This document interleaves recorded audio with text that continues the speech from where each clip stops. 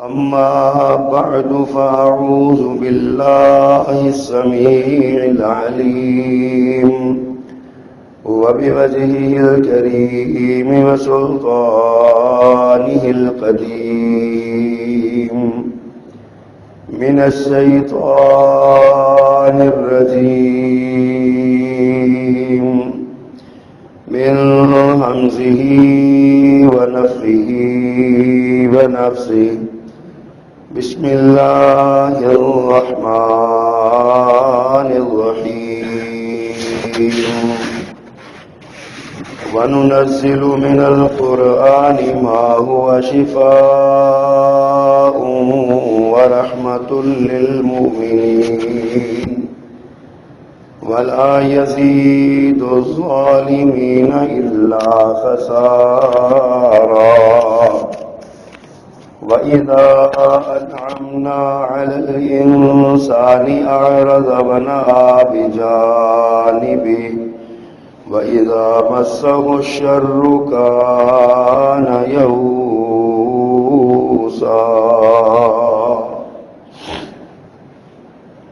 صدق اللہ العظیم. حمد و ثنا، تعریف و تسبیح، تکبیر و تحلیل، بڑائی، بزرگی، کبریائی کے سارے کلمات اللہ جل جلالہ کے لیے خاص ہیں، اور درود و سلام امام المرسلین سید الاولین والآخرین نبینا و سندنا سیدنا و مولانا محمد الرسول اللہ صلی اللہ علیہ وآلہ وصحبہ وسلم کی ذات والا صفات پر مختصر کلمات حمد و صلات کے بعد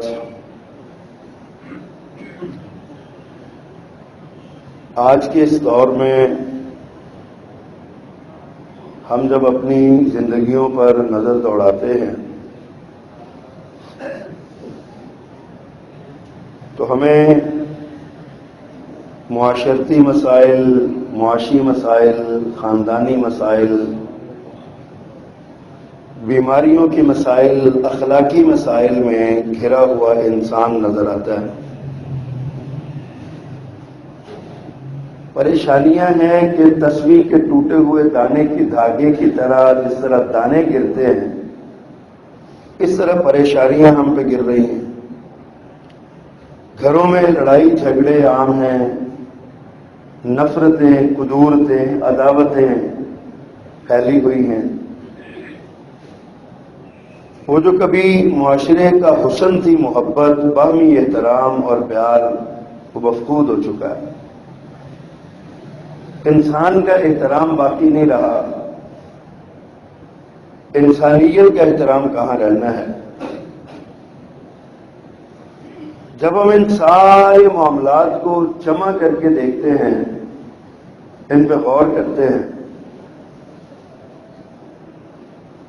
تو ہمیں یہ سمجھ آتا ہے کہ یہ جتنے مسائل ہیں اگر ان سب کو ایک لفظ میں جمع کیا جائے تو اس کو نفسیاتی مسائل کا نام دیا جا سکتا ہے کہ انسان کے یہ نفسیاتی مسائل ہیں.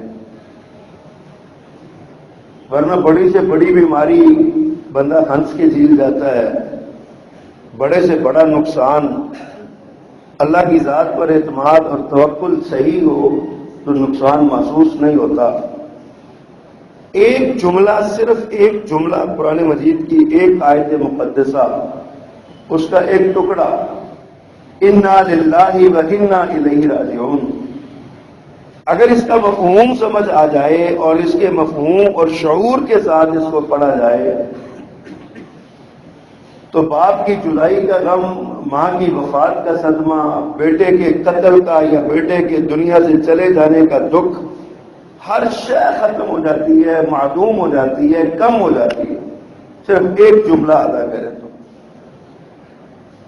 لیکن یہ تب ہوگا جب انسان کا اللہ کی ذات پر اعتماد ہوگا، اللہ کے فیصلوں پہ وہ راضی ہوگا. ایک انسان اللہ کے فیصلوں پہ راضی نہیں ہے تو وہ تو یہ کہے گا نا کہ پھر میرے لیے تو اللہ ہے ہی نہیں نا، نعوذ باللہ من ذالک.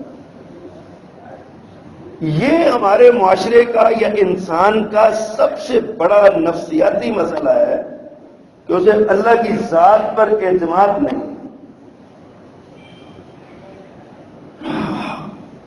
آج دوڑ لگی ہوئی ہے، کہیں کمانے کی دوڑ ہے، کہیں معاشرتی سٹیٹس بلند کرنے کی دوڑ ہے، کہیں اپنے بچوں کو زیادہ سے زیادہ نمبر دلوانے کی دوڑ ہے، امتحان میں اچھے گریڈ میں پاس کروانے کی دوڑ ہے۔ آپ نے پچھلے ہفتے میں کسی دن وہ پڑھا ہوگا، اخبارات میں دیکھا ہوگا، ایف ایس سی کا رزلٹ آیا، ایک بچے کے نمبر کم ہوئے، اس نے خودکشی کر لی، نہر میں کود گیا اور اپنے ماں باپ کے نام خط لکھا اس نے کہا امتحان میں میرے نمبر کم آئے ہیں، اب آپ کی نظر میں میری کوئی عزت نہیں رہ گئی، لہذا اس سے بہتر ہے کہ میں اپنے آپ کو مار ڈالوں۔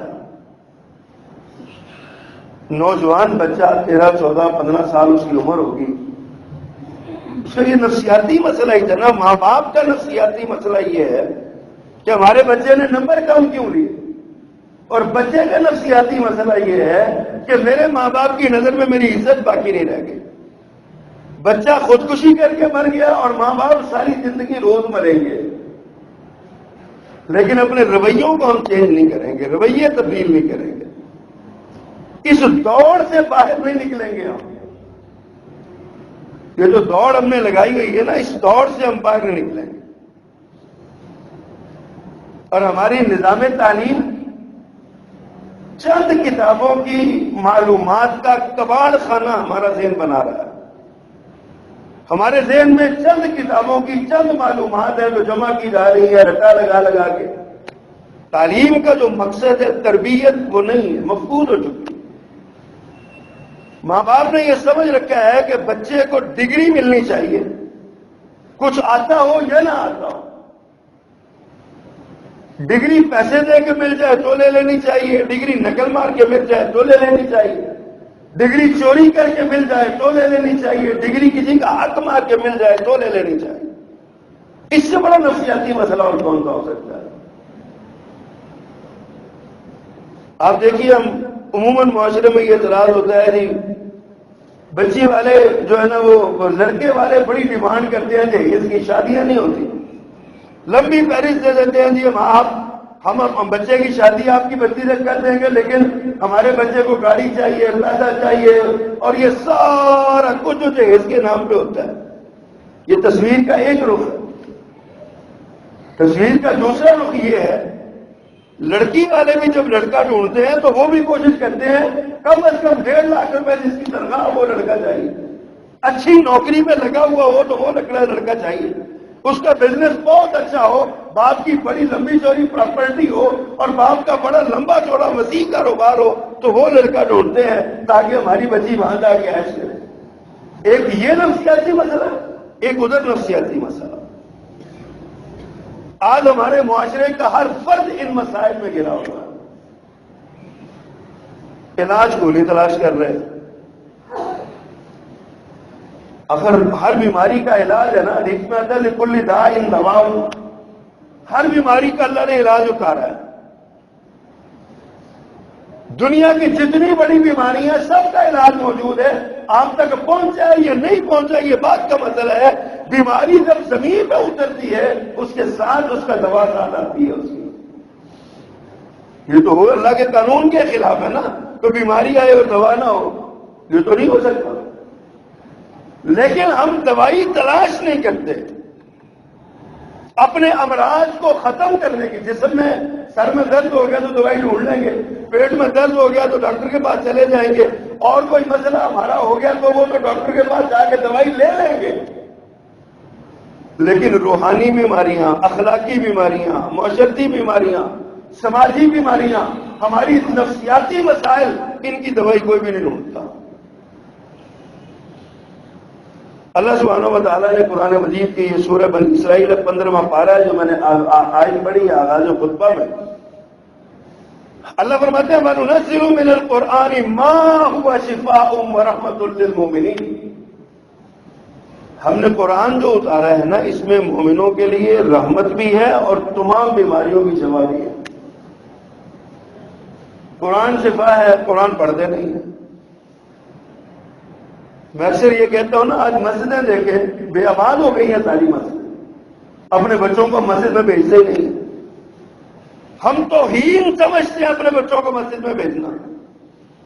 ہمارا اسٹیٹس یہ ہے، نفسیاتی مسئلہ ہے نا ہمارا اسٹیٹس ہے کہ ہمارے گھر میں آ کے استاد پڑھائے۔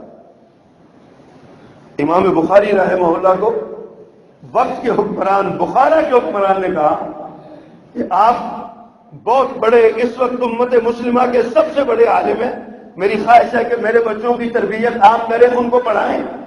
تو آپ ایسا کریں، کوئی وقت مجھے دیں، میرے گھر میں آ کے پڑھایا کریں بچوں کو۔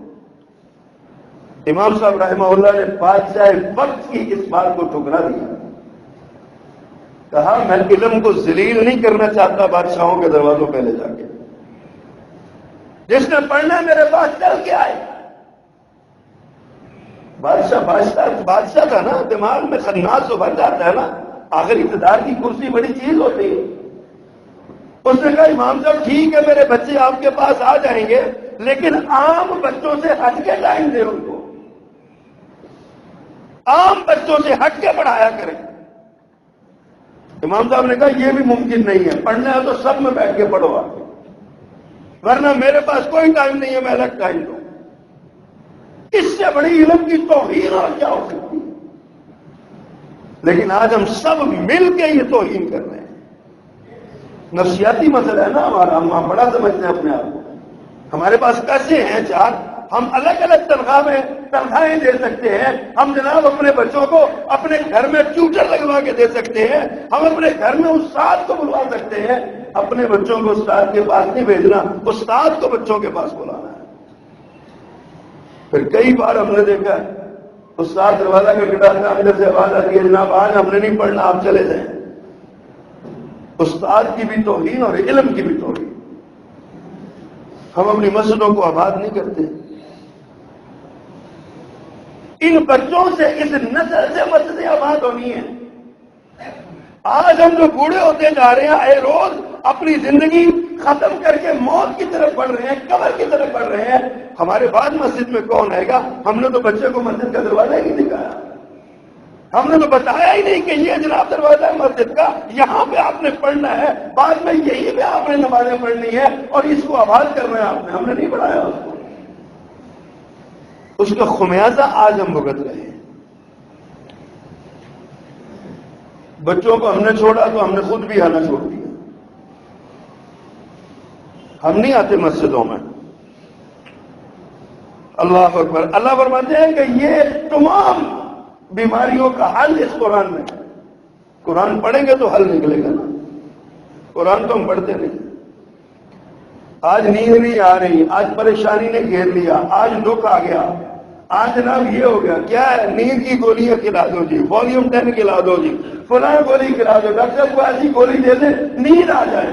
نیند اگر گولیاں کھانی ہے ہم نے، میرے پیغمبر صلی اللہ علیہ وسلم نے فرمایا جس کو نیند نہ آتی ہو، بے خوابی ہو، اس کو چاہیے وہ رات کو دائیں طرف کروٹ لیٹ کے کہے اللہم غارت النجوم وہجت العیون وانت حی قیوم لا تأخذک سنۃ ولا نوم یا حی یا قیوم اهدنی لیلی وانت معینی۔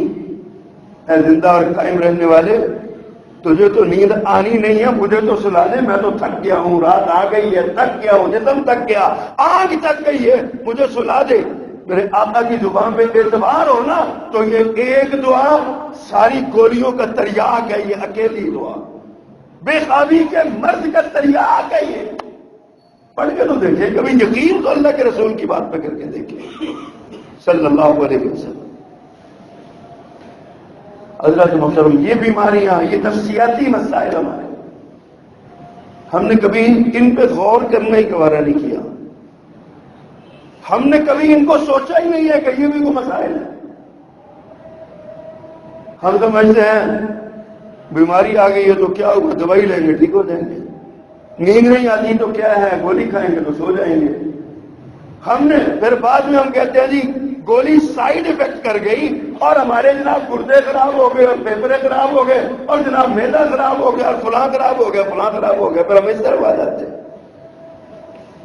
اللہ سبحانہ و تعالیٰ نے جو قوانین بتائے ہیں نا، ہمیں ان پہ غور کرنا چاہیے۔ اللہ فرماتے ہیں قرآن میں شفا ہے ہر بیماری کی۔ اللہ کے رسول صلی اللہ علیہ وسلم نے جو فرمودات بیان فرمائے ہیں نا، آپ کی جو تعلیمات ہیں ان تعلیمات پر عمل کرنے سے شفا ہے۔ قرآن نے کہا نا کہ شہد میں شفا ہے، شہد میں شفا۔ ایک صحابی رسول آئے، انہوں نے کہا اللہ کے پیغمبر میرے بھائی کا نا پیٹ خراب ہو گیا، اس کو موشن ہی نہیں رک رہے، پیٹ خراب ہے، فرمایا اس کو شہد کھلاؤ۔ وہ گیا شہد پلایا، پھر آرام نہیں آیا، آپ نے فرمایا اور پلاؤ۔ وہ پھر گیا پلایا، پلٹ گیا جی اور ابھی آرام نہیں آیا۔ فرمایا تیرے بھائی کا پیٹ جھوٹ بولتا ہے، اپنے بھائی کو شہد پلاؤ، شہد پلاؤ۔ اللہ فرماتے ہیں شہد میں شفا ہے، کیسے ہو سکتا ہے اس میں شفا نہ ہو؟ یقین کی بات ہوتی ہے۔ جب چوتھی بار شہد پلایا تو وہ ٹھیک ہو گئی۔ یقین کی بات ہے، پیارے پیغمبر صلی اللہ علیہ وسلم جیسے یقین تو پیدا کیجیے، اصحاب محمد صلی اللہ علیہ وسلم جیسا یقین پیدا کیجیے۔ آج ہماری مسجد اسی لیے بے آباد ہے کہ ہمیں یقین نہیں ہے، نہ اللہ کی ذات پہ یقین ہے، نہ اللہ کی بات پہ یقین ہے، نہ نبی محترم صلی اللہ علیہ وسلم کی ذات کا احترام اور ان کی بات پہ یقین۔ پرانی باتیں ہیں، تکیہ دوسری باتیں ہیں، یہ نہیں آج کے دور میں۔ آج کے دور میں ان پر عمل نہیں ہو سکتا ہے، بہت مشکل ہے عمل کرنا۔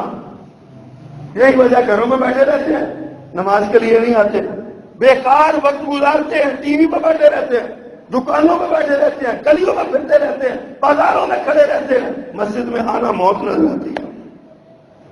پھر ہم کہتے ہیں پریشانیاں ختم نہیں ہوتی، دل بڑا اداس ہے، غمگین رہتا ہے، دل کو سکون نہیں ہے، دل کو چین نہیں۔ کہاں سے چین آئے حضور؟ سکون اور چین کے راستے تو سارے ہم نے بند کیے ہوئے۔ اللہ فرماتے ہیں الا بذکر اللہ تطمئن القلوب، لوگوں دلوں کا اطمینان اللہ کے ذکر میں ہے۔ اللہ کا ذکر ہم کرتے نہیں، اللہ ہماری زندگی میں ہے ہی نہیں۔ ہم اللہ کب آتا ہے؟ جب ہمارا بڑا نقصان ہو جائے نا، پھر ہمیں اللہ یاد آتا ہے، پھر ہم کہتے ہیں جی میں اللہ کی مرضی، اللہ کی یہی مرضی تھی، اللہ کو ایسے ہی منظور تھا۔ اور اگر شدید ترین بیماری سے ہم ٹھیک ہو جائیں، تندرست ہو جائیں، پھر ہم کہتے ہیں فلاں ڈاکٹر کے پاس میں گیا تھا، کیا بات ہے جناب، ڈاکٹر کی ایسے چٹکی کی طرح میں ٹھیک ہو گیا۔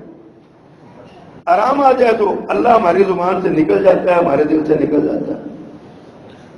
اللہ تعالیٰ نے اگلی آیت میں یہ بات ارشاد فرمائی ہے، فرمایا وَإِذَا أَنْعَمْنَا عَلَى الْإِنسَانِ أَعْرَضَ وَنَأَىٰ بِجَانِبِهِ، جب ہم انسان پر کوئی انعام کرتے ہیں، أَعْرَضَ وَنَأَىٰ بِجَانِبِهِ، وہ منہ موڑ جاتا ہے، پیچھے پلٹ جاتا ہے، رخ پھیر لیتا ہے۔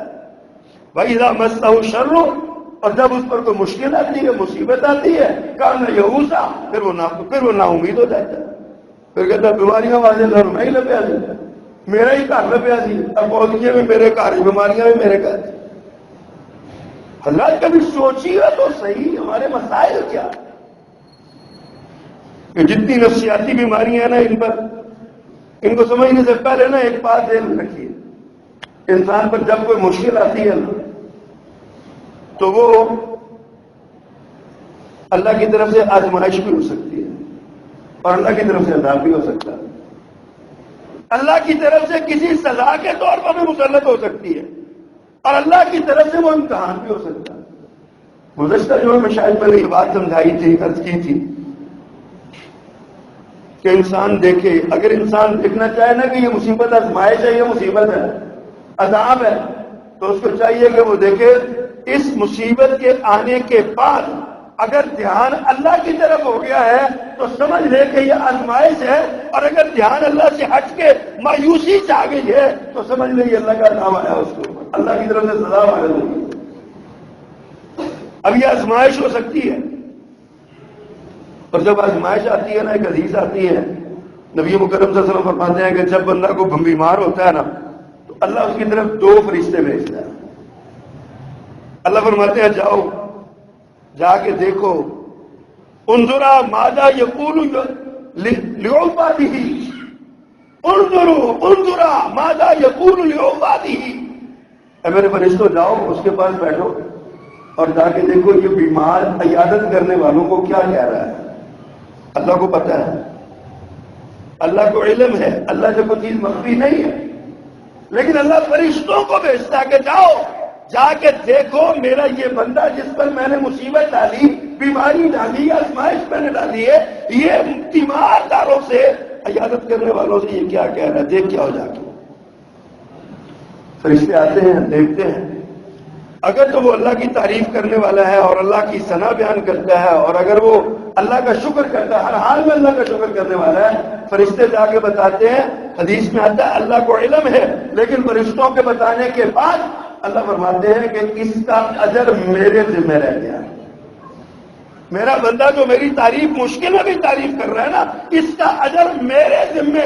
اگر اس بیماری میں فوت ہو گیا تو جنت دے دوں گا، اگر یہ ٹھیک ہو گیا، میں نے اس کو ٹھیک کیا، تو اس کے گوشت سے بہتر گوشت اور اس کے خون سے بہتر خون، یعنی اس کو زیادہ صحت مند کر دوں گا اس بیماری سے، اور اگر فوت ہو گیا تو جنت دے دوں گا.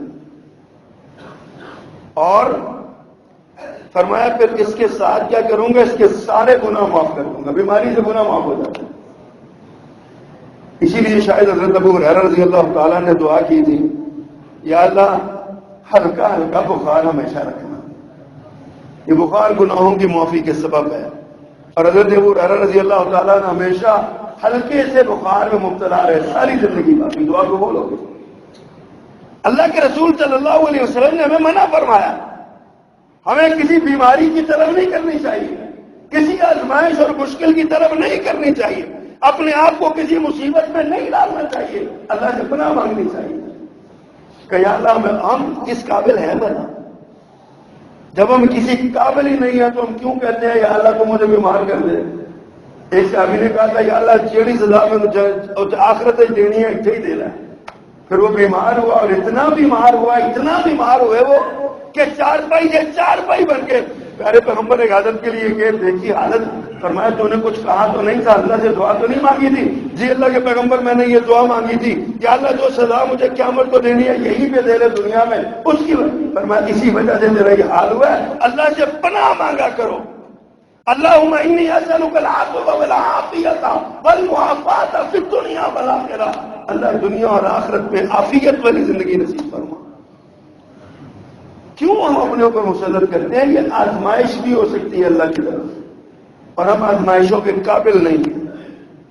ہم آزمائش بھگتنے کے قابل نہیں ہیں، اتنے حل نہیں ہیں کہ اللہ کے امتحانوں میں سے رخ ہو سکے. اس لیے اللہ سے کہا کہ یا اللہ بغیر حساب گئی، ہم تیرے کسی امتحان کے قابل نہیں. کبھی اللہ سے سوال تو کیا کرے، کبھی اللہ کے پاس آیا تو کرے.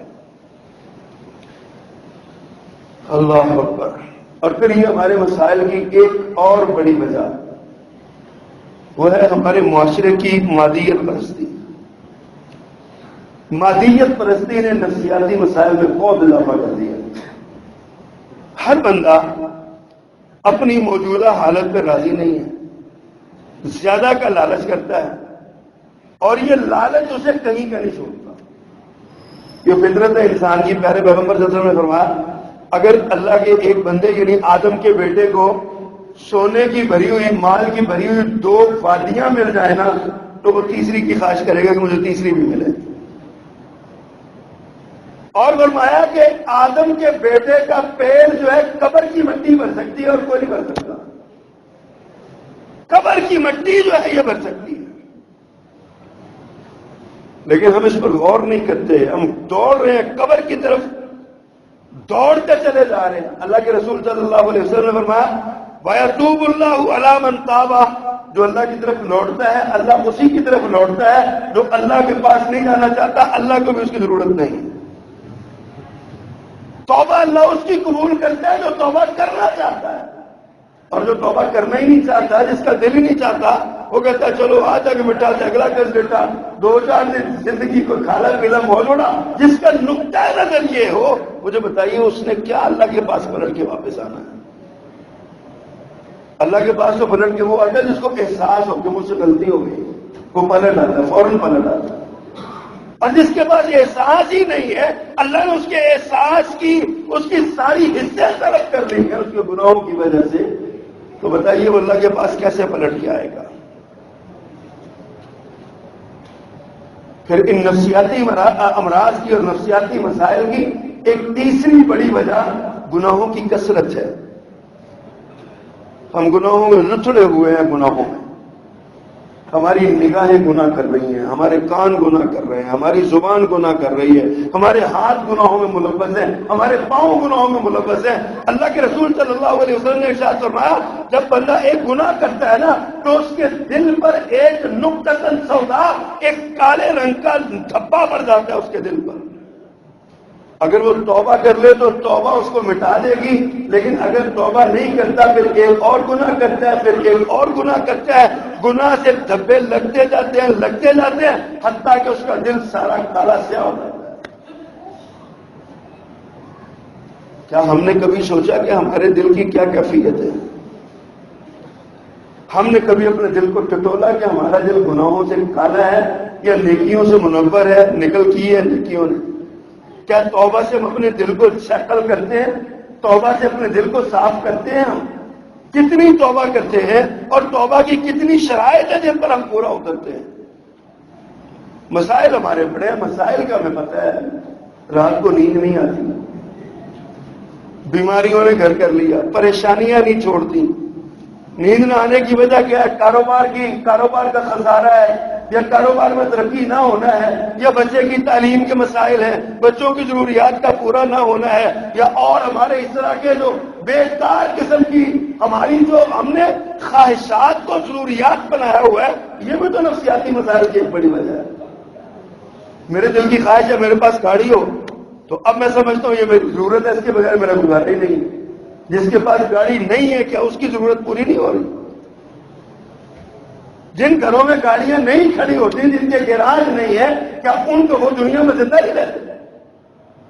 ہم نے سمجھا ایک گاڑی ہمارے پاس ہے، نہیں ایک نہیں، دو ہونی چاہیے، ایک میرے لیے، ایک گھر کے لیے، ایک میرے بچوں کے لیے، ایک میرے لیے۔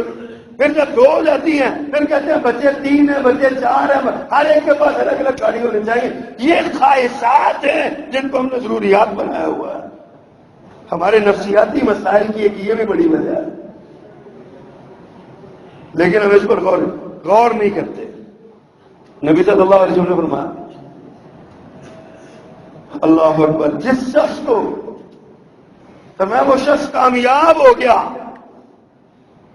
وہ کامیاب ہو گیا جس نے اسلام قبول کر لیا، جس کو اسلام مل گیا، اور اس کو جو مال اس کے پاس، جو اس کی ضروریات موجود ہیں، اس پر اس کو قناعت مل گئی، وہ کامیاب ہو گیا۔ قناعت کا نہ ملنا یہ بھی ہمارے نفسیاتی مسائل کی ایک وجہ ہے۔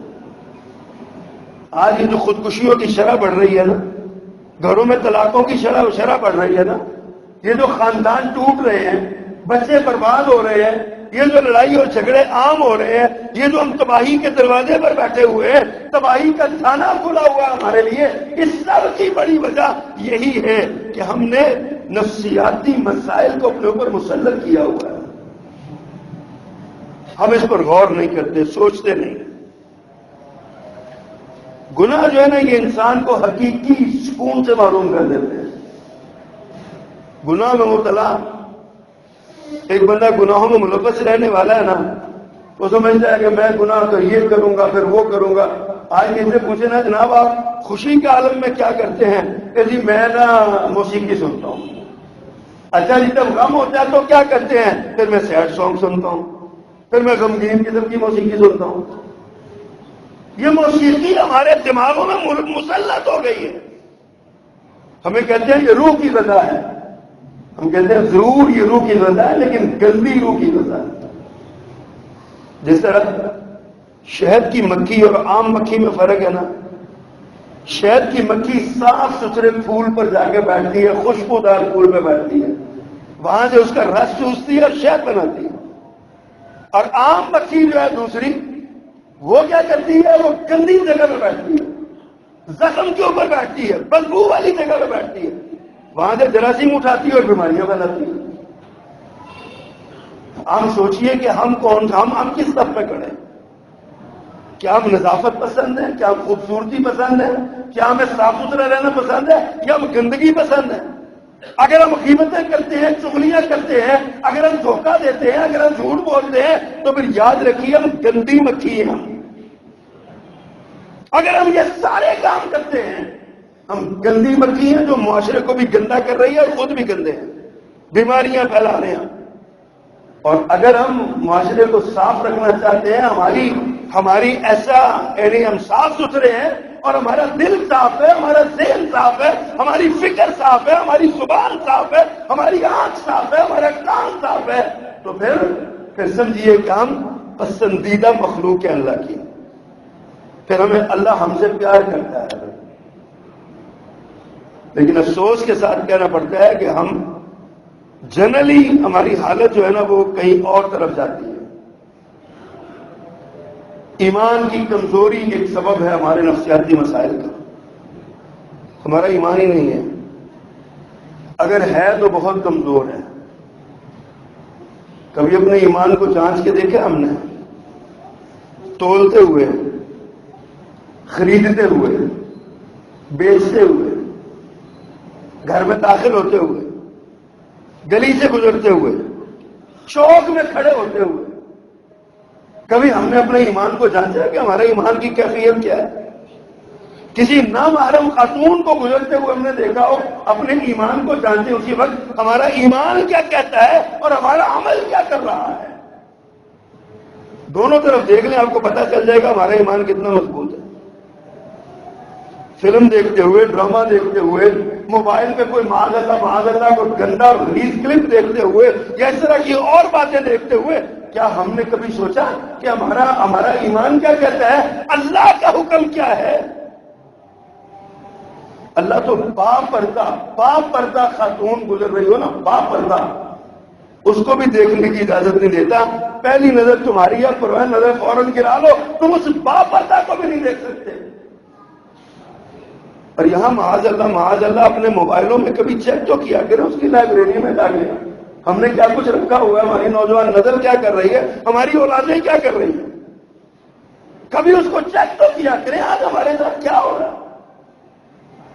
بچے پڑھتے نہیں ہیں، رات 12 بجے تک 1 بجے تک ہم خود ٹی وی دیکھتے ہیں، ہمارے بچے موبائل سے کھیلتے ہیں، صبح اٹھ کے نمازیں پڑھتے نہیں، ہم اسکول چلے جاتے ہیں، پھر بیماریاں آتی ہیں، جی نیند پوری نہیں ہوئی، تھکاوٹ ہو گئی، یا بخار آ گیا، سر میں درد ہونے لگ گیا، فلاں چیز ہو گئی. یہ سارا کچھ ایمان کی کمزوری کے باعث ہے، ایمان کی کمزوری ہے. ایمان ہو تو پیارے پیغمبر صلی اللہ علیہ وسلم نے فرمایا رات عشاء کی نماز کے بعد جاگنے سے منع کیا سوائے 3 آدمیوں کے، 3 لوگوں کے، ان کے علاوہ سب کو سونے کا حکم ہے. کتنے لوگ ہم سوتے ہیں رات کو عشاء کی نماز پڑھ کے؟ میرے پیغمبر صلی اللہ علیہ وسلم کی سنت ہے مغرب کی نماز کے بعد کھانا کھانا، پھر عشاء کی نماز پڑھنا اور عشاء کے بعد سو جانا. آج ہمارے کھانے کے اوقات کیا ہیں اور ہم نے اللہ کے رسول صلی اللہ علیہ وسلم کو کتنا مانا ہے؟ پیارے پیغمبر صلی اللہ علیہ وسلم کا طرز عمل ہم نے کتنا اپنا ہے؟ محبت کا دعویٰ ہے نا، ہمیں بڑی محبت ہے. یہ سفر ختم ہونے والا ہے نا، ربیع الاول چڑھے گا، ہمیں محبت کا جوش آ جائے گا، بڑا وبال طوفان آ جائے گا محبت کا. لیکن یہ طوفان سڑکوں پہ ہوگا، دیواروں پہ ہوگا، گلیوں میں ہوگا اور اپنی زبانوں پہ ہوگا. حلق سے نیچے یہ طوفان محبت کا نہیں ہوگا. ختم، یہاں پہ کچھ نہیں. کہاں ہے؟ کیا ہم کر رہے ہیں؟ ایمان کی کمزوری ہے ہمارے ان مسائل کا حل، ان مسائل کی وجہ. اللہ اکبر. بندے کو ایمان ہونا، بندہ خوشی اور غمی کو اللہ کی طرف سے مان لے. جیسا میں نے عرض کیا نا، صرف ایک جملہ، انا للہ و انا الیہ راجعون. بندہ یقین کے ساتھ یہ جملہ پڑھے نا تو بڑے سے بڑا غم جو ہے وہ غلط ہو جاتا ہے، مٹ جاتا ہے. یار ہم ہے ہی اللہ کے لیے، جو چیز اس نے لی تھی اس نے واپس لے لی، بات ختم ہو گئی. اس سے بڑھ کے اور کیا ہے؟ انا للہ و انا الیہ راجعون پڑھو اور بس ٹھیک ہے، معاملہ ختم ہو گیا. یقین ہوتا ہے کہ اللہ کی امانت ہی اللہ نے واپس لے لی. یہ چیز ہمارے پاس اللہ کی طرف سے آئی تھی، اللہ نے واپس لے لی، بات ختم ہو گئی. اگر یہ یقین ہو جائے تو ہمارے بڑے سارے مسائل جو ہے نا وہ حل ہو جاتے ہیں. ان نفسیاتی مسائل کی ایک اور وجہ بھی ہے کہ ہمیں اللہ کی ذات پر توکل نہیں. رزق کے معاملے میں تو بالخصوص ہمیں توکل نہیں. حالانکہ اللہ فرماتے ہیں وَمَن يَتَوَكَّلْ عَلَى اللَّهِ فَهُوَ حَسْبُهُ، جو اللہ کی ذات پر توکل کرے اللہ اس کو کافی ہو جاتا ہے.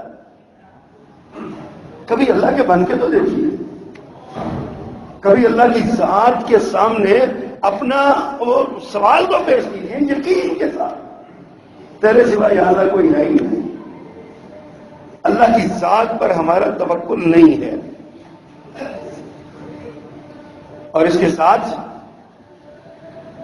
قرآن کریم جو ہے یہ ہمارے ہاتھوں سے نکل چکا، ہماری زبانوں سے نکل چکا، اتر چکا، ہمارے ذہنوں سے محو ہو چکا، ہم قرآن نہیں پڑھتے. اللہ فرماتے ہیں وَمَنْ أَعْرَضَ عَنْ ذِكْرِي فَإِنَّ لَهُ مَعِيشَةً ضَنْكًا وَنَحْشُرُهُ يَوْمَ الْقِيَامَةِ أَعْمَى، جو ہمارے ذکر سے منہ موڑتا ہے ہم اس کی گزران تنگ کر دیں گے اور قیامت کے دن اسے اندھا کر کے اٹھائیں گے. قال رب لما حشرتنی اعمى، کہے گا یا اللہ مجھے کیوں اندھا کر کے اٹھایا، وقد كنت بصیرا، میں تو دیکھتا تھا، میں بینا تھا، آج نہ بینا کیوں ہو گیا. اللہ فرمائیں گے قال كذلك اتتك آیاتنا فنسیتها، تیرے پاس بھی تو ہماری آیتیں آئی تھی نا، تو نے ان سے اعراض کیا، فنسیتها، آج ہم نے تجھے بلا دیا. دو دفعہ ہو جاؤ. کبھی ہم نے سوچا اس پر؟ ہمارے گھروں میں قرآن پڑا ہوا ہے، سچی بتائیے دل پہ ہاتھ رکھ کے سوچئے کتنے دنوں کے بعد قرآن پڑھتے ہیں ہم کھول کے. وہ قرآن کا نسخہ جو گھر میں جو ہماری بیٹی، ہماری بہو اور ہماری بیگم جہیز میں لے کے آئی تھی، کتنی بیگمات کا قرآن جو ہے نا وہ بوسیدہ ہوا پڑھ پڑھ کے، کتنی عمر ان کی ہو گئی ہے اور کتنوں کو بوسیدہ ہوا پڑھ پڑھ کے. یہ نکتہ ہے، ویسے پھٹ جانا ایک الگ بات ہے، پڑھ پڑھ کے بوسیدہ ہوا ہے اور کتنوں کا سنبھال کے رکھا ہوا. حضرات یہ وہ مسائل ہیں جو ہمارے آج ہمارے نفسیاتی مسائل ہیں وہ، لیکن ہم ان نفسیاتی مسائل کی طرف ہم توجہ نہیں کرتے. ہمارا دھیان دنیا میں ہے. ہم کہتے ہیں ہمارے مسائل کی وجہ کیا؟ آج جس سے پوچھ کے دیکھ لیں پاجی پیسے ہی سارا کچھ ہے، پیسہ ہے تو سارا کچھ ہے، پیسہ نہیں ہے تو کچھ بھی نہیں ہے. اللہ کہاں گیا؟ اللہ کا دین کہاں گیا؟ اللہ کے رسول کہاں گئے؟ مومن کا ایمان تو یہ ہونا چاہیے کہ اللہ ہی سب کچھ ہے. اللہ ہے تو سارا کچھ ہے. امیر المومنین عمر فاروق رضی اللہ تعالیٰ نے بیت المقدس فتح کرنے کے لیے گئے، تھوڑا بھی پیچھے سے کوئی 2 منزل مسلمانوں کے کمانڈر گئے وہاں کے، وہ گئے استقبال کے لیے. امیر المومنین کے لباس میں 17 پیبند لگے ہوئے تھے، ٹانکیاں لگی ہوئی تھی، 17، 22.5 لاکھ مربع میل کا حکمران، 17 پیبند لگے ہوئے تھے. مسلمان کمانڈروں نے کہا امیر المومنین آپ کی مہربانی ہے کپڑے بدل لیں، آگے دشمن کھڑا ہے، اس پر ہیبت طاری ہوگی ہماری، اور آپ کا یہ لباس ٹھیک مناسب نہیں ہے، آپ امیر المومنین ہیں، ہماری عزت ہے، آپ یہ بدل لیں. اللہ کیسا ایمان تھا یار ان لوگوں کا. میرے پیغمبر نے ایسے تو نہیں کہا تھا اللہ عمر کے ذریعے اسلام کو عزت دے، عمر کے ذریعے اسلام کو عزت دے. اور پھر کہنے والے نے کہا کہ جب عمر اسلام لے آیا نا اس کے بعد پھر ہر روز اسلام کی عزت کا روز تھا. آج یہ 22.5 لاکھ مربع میل کا حاکم جا رہا ہے، مسلمان کمانڈر نے کہہ کے غلطی کر لی، بھول گیا تھا، کہہ کس کو رہا، کہا امیر المومنین کپڑے چینج کر لیں، یہ پابند لگے ہوئے ہیں، ہم آپ کو ایک عبائے تکریم پہناتے ہیں، آپ کو ایک خوبصورت لباس دیتے ہیں. امیر المومنین کا چہرہ غصے سے سرخ ہو گیا، کہا مجھے افسوس ہے تم پہ، تم سمجھتے ہو کہ عزت لباس کے ساتھ ہے؟ میں اچھے کپڑے پہن کے جاؤں گا تو میری عزت، میں نے تو سنا تھا عزت اسلام کے ساتھ ہے، ہمیں تو عزت اسلام کے ساتھ ملی ہے. تم سمجھتے ہو کہ پیسے کے ساتھ عزت ہے، لباس کے ساتھ عزت ہے، دنیاوی آسائشوں کے ساتھ عزت ہے. کمانڈر سے کہا کہ اگر میں یہاں سفر میں نہ ہوتا تو میں کوڑے مارتا اس وجہ سے. اتنا کمزور تیرا ایمان ہو گیا؟ اسی لباس میں بیت المقدس کی چابیاں لے لیں، مسلمانوں کا امیر 17 پیوند لگے ہوئے چابیاں لینے کے لیے گیا، جو ہی وہ سلطنت کی حدود میں داخل ہوا نا، بیت المقدس کی حدود میں، اللہ اکبر، تو بیت المقدس کی بالکونیوں میں کھڑے پادری اور ربی، انہوں نے ایک نظر ڈالی اور دوڑے پیچھے اپنی لائبریریوں میں، تورات کو کھولا، انجیل کو کھولا، عمر کی نشانیاں تورات میں لکھی ہوئی تھی۔ مسلمانوں اور کمانڈر جو فتح کرنے آئے گا نا بیت المقدس کو، 17 پیون اس کے کپڑوں پہ لگے ہوئے ہوں گے، ٹاکیاں لگی ہوئی ہوں گی۔ انہوں نے دیکھا، آگے کہا یہ وہی ہے جس کا ذکر پہلے صدیوں پہلے آ چکا، اس کو چابیاں دے دو، لڑنے کی ضرورت نہیں ہے، اس کے ساتھ لڑ نہیں سکتے۔ عزت تو اسلام کی وجہ سے ملی ہے حضور، ہم نے عزت کا معیار کیا سمجھ لیا؟ پیسہ، دولت، آسائشات، اسکول کے امتحان میں نمبر، گریڈ، او لیول، اے لیول میں شاندار کامیابی، ہم نے یہ کامیابی سمجھ لی۔ اللہ فرماتا ہے حی علی الفلاح، کامیابی کی طرف آؤ، قد افلح المؤمنون، قد افلح من اسلم۔ اسے کامیاب تو وہ ہے جو مسلمان ہو گیا، کامیاب تو مومن ہے۔ کامیابی کی طرف آؤ، دن میں آوازیں پڑتی ہیں، لیکن ہم سمجھتے ہیں نہیں، دوڑو دولت کی طرف، دوڑو کاروبار کی طرف، دوڑو پیسے کی طرف، دوڑو دکان کی طرف، وہاں سے گاہک ہمارا خدا ہے، اگر وہ چلا گیا تو ہمیں کچھ نہیں ملے گا، ہم روٹی سے محروم رہ جائیں گے، رات کو بھوکے مر جائیں گے اگر گاہک نہ آیا۔ ہم بھول گئے کہ گاہک بھیجنے والا اوپر بیٹھا ہے، وہ سارے دن کی قدر ایک ہی گاہک سے نکال دکھوا سکتا ہے۔ کبھی اس کا بن کے تو دیکھیں، ہم بنتے نہیں ہیں۔ اور حضرات، ہمارے مسائل کی ایک اور بڑی وجہ دعاؤں سے منہ موڑنا ہے، اذکار سے منہ موڑنا ہے۔ ابھی نماز ہوتی ہے نا، ابھی دیکھیے کہ آپ نماز ہوگی نا، سلام پھرتے ہی ہم کیسے دوڑیں گے پیچھے کو۔ کم از کم آیت الکرسی تک تو پڑھ کے جایا کریں نماز کے بعد۔ میرے آقا نے فرمایا جو بندہ ہر نماز کے بعد آیت الکرسی پڑھتا ہے نا، اس کے اور جنت کے درمیان صرف موت حائل ہے، مرتا ہی جنت میں چلا جائے گا۔ لیکن ہم نماز کے بعد بھاگنے بھی کرتے ہوں گے تو بھاگ دو یہاں سے، مسجد میں نہیں بیٹھنا۔ تو بھائی دیر سے کیوں آئے ہو؟ کہ نکلا بھی تو پہلے ہونا، سب سے جو سب سے دیر میں آئے گا وہ سب سے پہلے باہر نکلے۔ ہمارے خوف آتا ہے ہمیں تو دین کی کوئی بات ہمارے کان میں نہ پڑ جائے، معاف کیجیے گا مجھے، غصہ نہ کیجیے گا، ہمیں ڈر لگتا ہے کہ دین کی کوئی بات ہمارے کان میں نہ پڑ جائے، کہیں عمل نہ کرنے کی ضرورت پیش آ جائے۔ دنیا کے کاموں میں مگن ہیں، پھر ہم کہتے ہیں ہمارے مسائل بڑے گہرے ہو گئے، پھر ہم کہتے ہیں سکون نہیں ہے، اطمینان نہیں ہے، چین نہیں ہے ہمیں۔ کہاں سے چین آئے گا حضور؟ کبھی چین مانگا ہے چین والے سے؟ کبھی اطمینان دینے والے سے بیٹھ کے اطمینان کے ساتھ مانگا اس کو؟ کسی نے کہا میری نماز میں نا چین نہیں ہے، اس نے کہا چین سے نماز پڑھا کرو، اطمینان سے نماز پڑھا کرو۔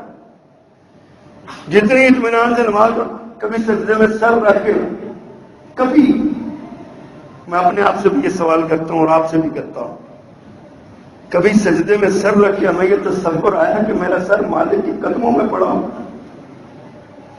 کبھی ہمارے دل میں یہ خیال ہے کہ میں نے اپنا سر اللہ کے قدموں میں رکھا ہوا ہے؟ اور کبھی اس تصور کے ساتھ ہم نے سبحان ربی الاعلیٰ کہا؟ ہم تو ایک رٹی رٹائے جملے جو دوہرا کے چلے جاتے ہیں۔ صحابہ کرام وہ نماز پڑھا کرتے تھے تو گم ہو جاتے تھے دنیا سے، آپریشن کرنے کی ضرورت نہیں پڑتی تھی، ان کے زخم دھو دیے جاتے تھے نماز کی حالت میں، ان کو پتہ ہی نہیں چلتا تھا کہ زخم دھلا یا نہیں دھلا، ان کی دردیں گم ہو جایا کرتی تھی۔ اللہ اکبر۔ شیخ الاسلام مولانا ابراہیم میر سیال کوٹی رحمۃ اللہ علیہ، ان کا آپریشن تھا، دل کا کوئی مسئلہ تھا، آپریشن کے لیے آپریشن تھیٹر میں گئے تو ڈاکٹر نے کہا کہ آپ کو ہم انجیکشن لگانا چاہتے ہیں بے ہوشی کا۔ حضرت فرماتے ہیں بے ہوشی کا انجیکشن نہ لگاؤ، میں وہ قرآن پڑھتا ہوں تو آپریشن کر لینا۔ حضرت نے سورہ ملک پڑھنی شروع کی، تبارک الذی بیدہ الملک وہو علی کل شیء۔ سورۃ ملک ختم ہوئی، آپریشن ساتھ ہی ختم ہو گیا۔ ڈاکٹر نے لکھ کے دیا تھا یہ بندہ مر بھی جائے گا، اس کی زبان پہ یہ جاری رہے گی۔ کہاں گئے وہ لوگ سارے؟ آج ہم کتنی تلاوت کرتے ہیں قرآن کی؟ کہاں ہیں ہم سارے؟ کتنی دیر میں قرآن پڑھتے ہیں؟ ہم نے کبھی اپنے بچوں سے پوچھا بھائی آج تلاوت کی ہے کہ نہیں کی؟ ہمیں غم ہی نہیں ہے، ہمیں یہ پتا ہے کہ بچوں کو جس کی 3000 روپے اسکول کی فیس دی ہے نا، اسے یہ پوچھنا ہے کام کیا ہے کہ نہیں کیا، عمر کی ہے کہ نہیں کی، یونیفارم تو گندا نہیں پہن کے۔ ہم نے یہ ضرور پوچھنا، یہ نہیں پوچھنا کہ حضور آج اللہ کے فرائض کتنے ادا کیے۔ اللہ اکبر۔ ہم نے اذکار مسنونہ سے منہ موڑا ہوا، نماز کے بعد کے اذکار نہیں کرتے، صبح و شام کے اذکار نہیں کرتے، رات کو بستر پہ لیٹ کے اذکار نہیں کرتے۔ مشکات شریف میں ایک حدیث آتی ہے جو بندہ ہر نماز کے بعد 10 مرتبہ سبحان اللہ، 10 مرتبہ الحمدللہ، 10 مرتبہ اللہ اکبر پڑھے ہر نماز کے بعد، اور پھر رات کو عشاء کے بعد بستر پہ لیٹ کے 33 مرتبہ سبحان اللہ، 33 مرتبہ الحمدللہ اور 34 مرتبہ اللہ اکبر پڑھے، میرے آقا فرماتے ہیں اس دن کے 2500 گناہ معاف ہو جائیں گے، 2500 گناہ معاف ہو جائیں گے۔ اور آپ تعجب سے پوچھتے ہیں، پیارے پیغمبر نے تعجب سے پوچھا تم میں سے 2500 گناہ کون کرنے والا ہے ایک دن میں؟ لیکن ہم نہیں پڑھتے، ہمارا ٹائم نہیں ہوتا نا ہمارے پاس، ہم نے جا کے ڈرامہ دیکھنا ہوتا ہے، ہم نے خبریں دیکھنی ہوتی ہیں، ہم نے کرکٹ کا میچ دیکھنا ہوتا ہے، ہم نے تفسیر اور تجزیے سننے ہوتے ہیں، ہمارے پاس ٹائم نہیں ہوتا اذکار مسنونہ کرنے۔ پھر ہم کہتے ہیں کہ چین نہیں، سکون نہیں، اطمینان نہیں۔ حضرات یہ ہماری بے سکونیوں کی وجہ ہمارے نفسیاتی مسائل ہیں، اور نفسیاتی مسائل کی وجہ اللہ کے دین سے اور اللہ کی ذات سے دوری ہے۔ ہمیں اللہ کی طرف لوٹ کر آنا ہوگا۔ آج یہ مایوسیاں چھائی ہوئی ہیں، ہمیں یقین ہی نہیں ہے کہ اللہ ہمیں معاف کر دے گا، ہمیں یقین ہی نہیں ہے کہ اگر ہم اللہ ہمیں جو ہے نا اللہ ہمارے پاس وہ گاہک بھیج سکتا ہے، ہمیں یقین ہی نہیں ہے۔ ہم کہتے ہیں جب تک دکان پہ بیٹھیں گے تب تک ہی گاہک آئے گا، ورنہ نہیں آ سکتا، اللہ نہیں مل سکتا۔ حضرت یوسف علیہ السلام کا قصہ پڑھتے ہوئے ہم ایک بات ان کی سنتے ہیں۔ حضرت یعقوب علیہ السلام نے جب دیکھا نا بہت وقت گزر گیا، پھر خوشبو آنے لگی تو فرمایا یا بنی اذهبوا فتحسسوا، اور بیٹے جاؤ تلاش کرو جا کے یوسف کو اور اس کے بھائی کو، مجھے خوشبو آ رہی ہے، جاؤ۔ آگے کیا فرمایا؟ ولا تيأسوا من روح اللہ، اللہ کی رحمت سے مایوس نہ ہونا، کیونکہ اللہ کی رحمت سے مایوس کافر ہوتے ہیں، مسلمان کا کام نہیں رحمت سے مایوس ہونا۔ آج ذرا سے ہمارے حالات بگڑ جائے، اللہ کو چھوڑو اور کیسے ہمارے چلو، 2 سال اولاد نہ ہو، تیسرے سال دربار پہ چلے جاتے ہیں۔ دیتا اللہ ہے، نام رکھتے ہیں پیرا دیتا، اللہ کے ساتھ مذاق کرتے ہیں، پھر ہم کہتے ہیں چین نہیں ہے، سکون نہیں، اطمینان نہیں۔ حضرات اطمینان سکون گھروں میں، اپنے گھروں میں اطمینان کے لیے یہ بہت ضروری ہے کہ اللہ کی طرف پلٹ آئیں۔ میرے پیغمبر نے ارشاد فرمایا جو بندہ پریشان ہونا اسے چاہیے وہ پڑھا کرے یا حی یا قیوم برحمتک استغیث۔ فرمایا جو پریشان ہو اسے چاہیے وہ پڑھا کرے اللہ اللہ ربی لا اشرک بہ شیئا، یہ پڑھا کرے۔ ہم بھی پڑھا کریں، دکان پہ بیٹھ کے وظیفہ شروع کرتے ہیں، ساری پریشانیاں دور نہ ہو جائیں تو پھر کہنا، مگر یہ تب ہوگا جب یقین ہوگا، ایمان ہوگا، پختہ ایمان۔ اللہ ہمیں وہ ایمان نصیب فرمائے۔